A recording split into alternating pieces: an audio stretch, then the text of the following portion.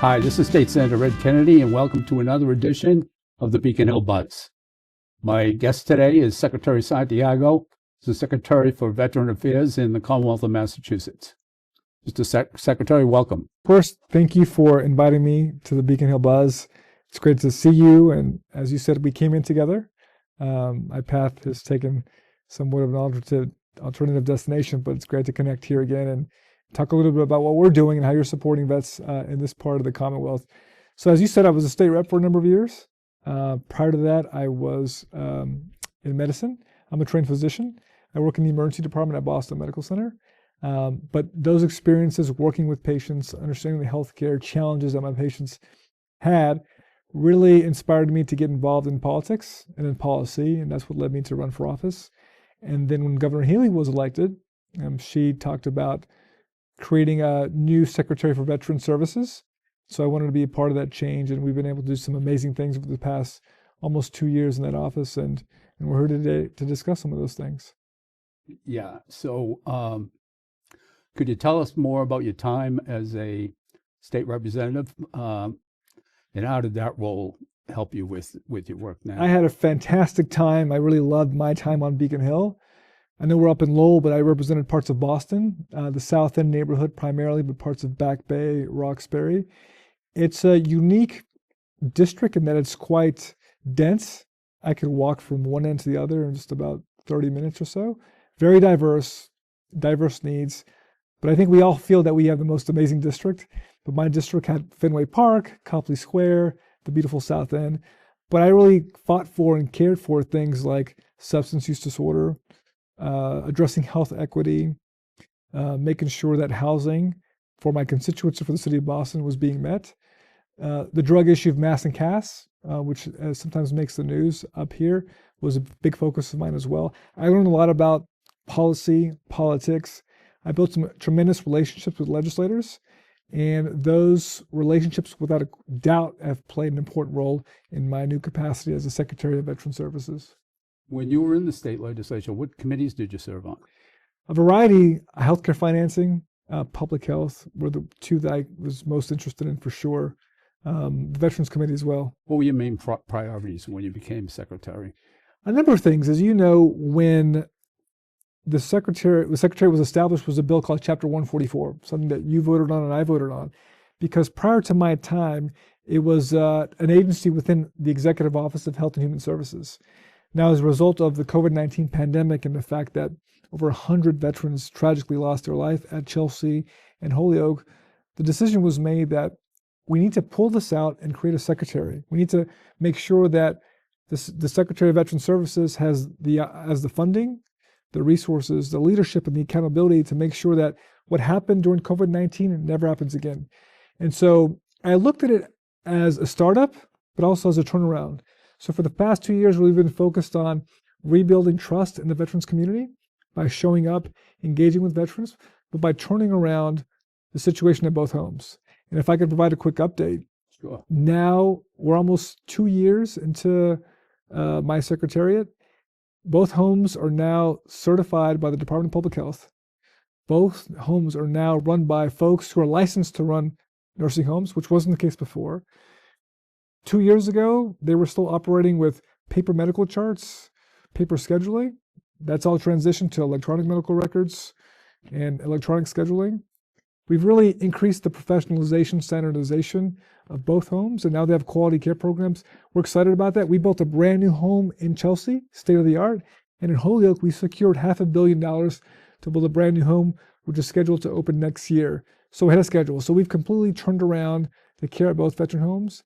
And again, that's part of my portfolio, but that's been a big focus year one and parts of year two.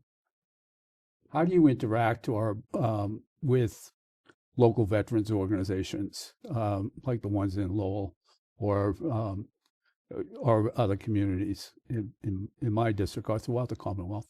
It is so important that we engage with folks on the front lines. Now, we're lucky in Massachusetts that we have these veteran service officers. The only state in the country statutorily required to have a VSO, veteran service officer, for every city or town with a certain population. So we have 200 plus of these across the Commonwealth. They don't work for me, they work for the city and town, as you know. Right. But we work closely with them to make sure that the veterans are being engaged and supported by them. And so one thing I want to do is really partner closely with them. So we've worked with them. We provided funding for training. We've increased the resources that they're getting. We've also made sure that they are now accredited to do VA claims. I mean, they were doing VA claims before, but now accreditation and the proper training to do that better. They're so important to what we do, but it's not just the VSOs, it's all the nonprofits as well. We have so many organizations here, some of which I visited in Lowell, that care very much about the veteran community. So making sure that they're engaged with the process, interacting with the VSOs, with our office, and making sure that we're all connected to the VA as well. Now, the VA is a federal agency, right? I don't work for them. They don't work in my office, but it's so critically important that we stay connected. So when I got here, there were a lot of silos. The VA was here, we were over here, but we needed to work closely together, and that's what we've been able to do. In fact, we had the secretary of the VA, the former secretary, come down to Massachusetts at least twice during our visit. And so we're excited about that partnership that continues to grow. Okay. What about homelessness? I know when I was mayor, which is more than 10 years ago now, your predecessor, one of your predecessors, came up to Lowell in order to do like a little press day, because Lowell had achieved zero homelessness. Is that still the case in Lowell? I don't know the specifics with respect to Lowell, but what I can tell you is that we have also prioritized this goal to end veteran homelessness. It's actually a federal initiative where cities and towns across the country can become, it's called getting to functional zero, right? It doesn't mean that all homelessness is completely erased. It means that the number of people that don't have long-term housing have the option to get housing, right? And so we are in the midst of doing that exactly. I mean, we put forward $20 million to create an end veteran homelessness program. Mm-hmm. There's 5 pillars. The first pillar was working with these nonprofits to find the veterans, to work closely with them and with the nonprofits and with the cities, the COCs, the continuums of care, to get veterans the support that they need. The second part of that is about supporting financially some construction costs and some infrastructure to build places where veterans can live. So we're about a year into the End Veteran Homelessness campaign. We've made significant progress, more to do, of course, but we're excited about what we're doing. And what I can tell you is that the governor has prioritized housing. It is her first, second, and third priority. Right. And she has tasked every secretary to do something about housing. And so from my perspective, working on homelessness issues in the veteran community has been my priority. So, Mr. Secretary, one of the things that the legislature did last year was the HERO Act, which was an initiative from the governor's office. Can you talk about that and what that's going to mean in Massachusetts? Absolutely. Very excited to talk about the HERO Act, and just want to thank you for supporting the HERO Act and for all the work you've done to support our veterans. The bottom line is that we thought we could do more to support our veteran community across the Commonwealth. So we put together a host of initiatives within, not just with what's happening or ideas that were going around Massachusetts, but what's happening nationally. We have a spreadsheet looking at every state, seeing what we can do that's unique, that's innovative, and bring it to Massachusetts. And so we put together a whole list of ideas focused on the expansion of benefits, honoring our service members, and modernizing what we currently do right now. And the governor put forward a package. And as you know, as it traveled through the State House, on the House and on the Senate when you were there, both chambers, in fact, added more things to the HERO Act, thus resulting in the most comprehensive veterans piece of legislation in Massachusetts history. So we're very proud of that. The vast majority of it has been implemented, but it's something that we've done multiple town halls across the Commonwealth. It's been welcomed. People are taking advantage of those benefits, and we look forward to supporting our veterans from here on out. What's being done to improve mental health services and suicide prevention? This is a big issue, a great concern to me, and I'm speaking as a physician as well. To be quite honest with you, Senator, when I joined this administration and took over this job, I wasn't prepared for the number of calls I would get with respect to veterans calling me about their mental health concerns, families calling me about losing loved ones. And listen, I'm no stranger to these talks. I'm an emergency medicine physician, but I was shocked at the number of calls I was getting. So what we did is that we initiated a study, a commission, with a variety of stakeholders to look into the specific issue with respect to mental health and suicide. And from that came a whole host of recommendations that we were able to find some money for to support organizations across the Commonwealth in this work. We did a grant called the VCI Veterans Community Initiative. We gave, I think it's $2.2 million out to folks working in this space in terms of mental health counseling. What we know is that veterans are more likely to have mental health concerns and issues. They're also more likely to have substance use disorder. They're also more likely to have access to weapons, right? And so if we could begin to address those things, our hope is that we can get a better handle on this suicide issue when it comes to veterans. Okay. And how does your office collaborate with local agencies to make sure that veterans get the care that they need? This is something I'm particularly excited about. If you read any veteran study at the federal, municipal, state level, we do a pretty good job in terms of services and benefits, right? City, state, and federal. The gap is always the outreach, right? People just don't know they exist. So what we did in my office, we actually created an engagement office. We have an assistant secretary of engagement, and his job is to work with his team, which we've given them plenty of capacity, also capacity focused on specific groups, women veterans, right? For example, to go out there and engage, whether it's the VSOs or veteran groups, or particular groups like women veterans who are the fastest growing group, right?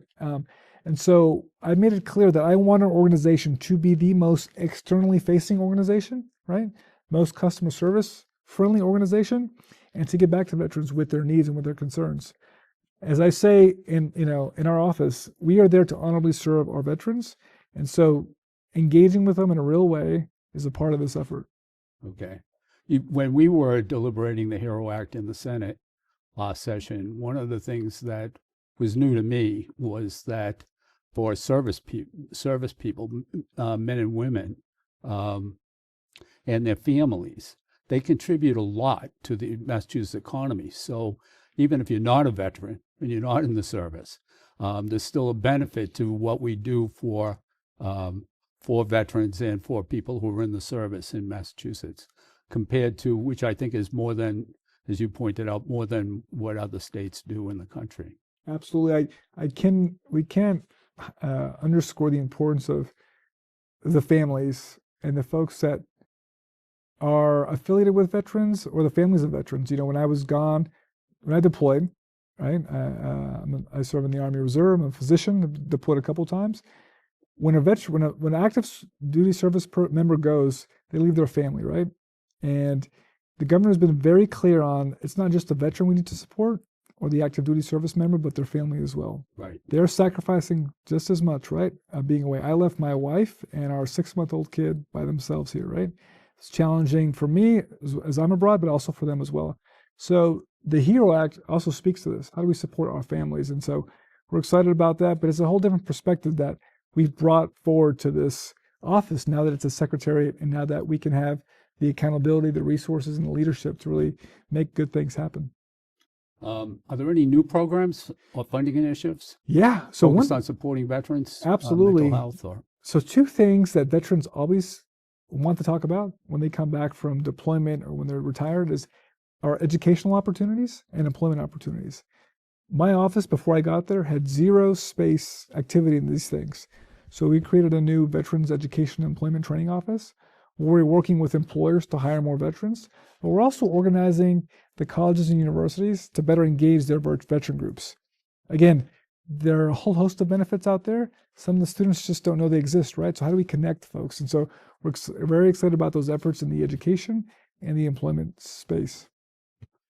What do you think can be done at the state level to strengthen veteran services beyond what the HERO Act is providing? Well, I'm really focused on partnering with the VA in a very real way. Now, the Veteran Affairs Administration, it's this humongous administration where if I'm able to connect someone with VA benefits, be it disability or what have you, or healthcare, VHA, right? I can really change their life.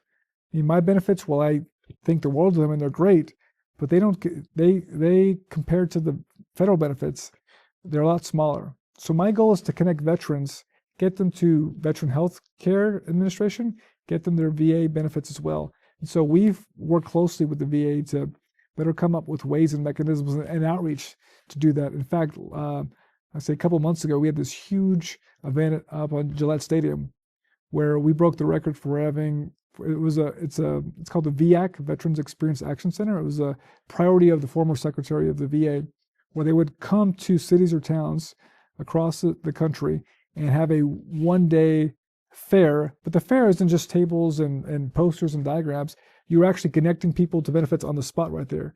So we hosted one at Gillette Stadium. I think we had over 500 people show up. We broke the record. They're coming back next month as well in March. And so, again, the outreach, the engagement, and really partnering with the VA in a real way. And I remember it was, I don't know how long ago, maybe 3 months, maybe a little bit more, that I was with you at the Veterans Clinic in Lowell.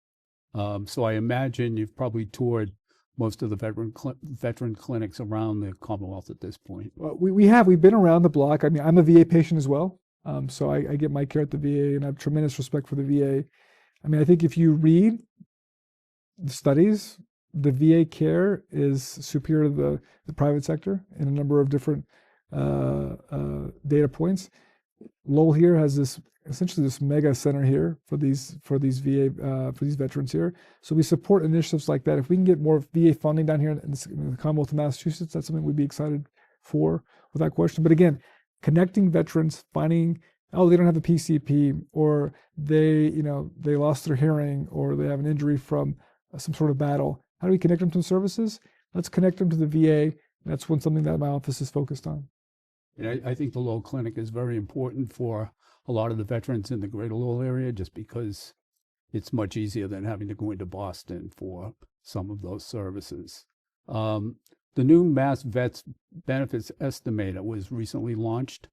How does this help veterans, and what are your plans for improving this going forward?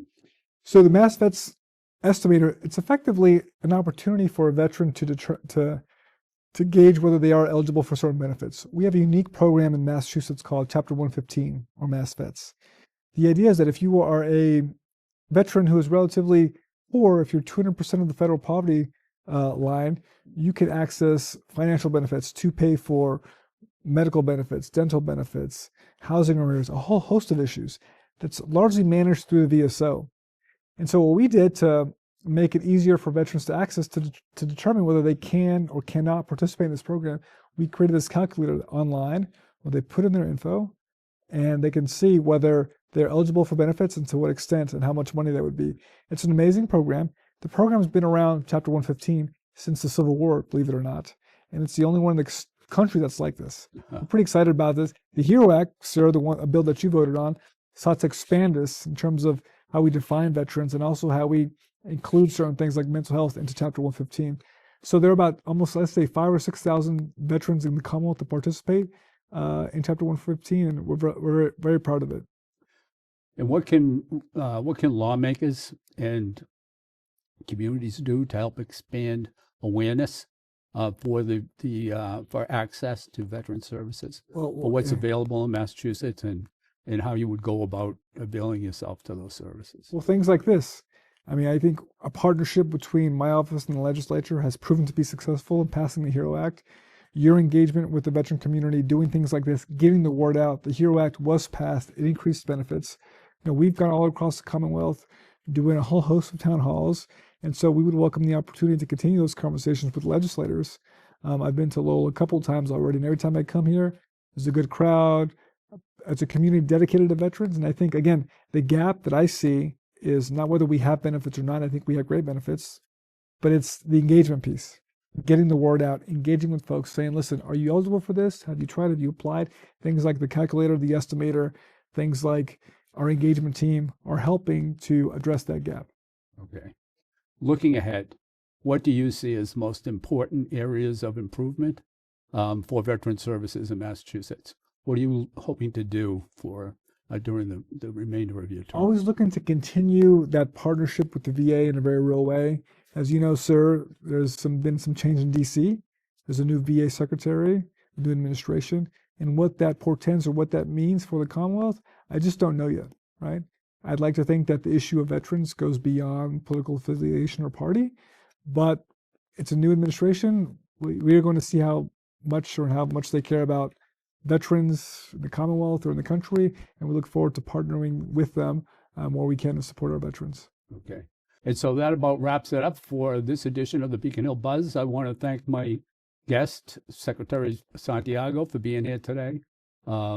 He's doing a great job. I'm really proud and happy to be working with him in government. He's a former state representative. He's a medical doctor and has done a great job as secretary during the 2 years that he's been here. So I wish you continued success, and anything that I can do to help you out going down the road, please let me know. And thank you very much for coming up to Lowell to do this.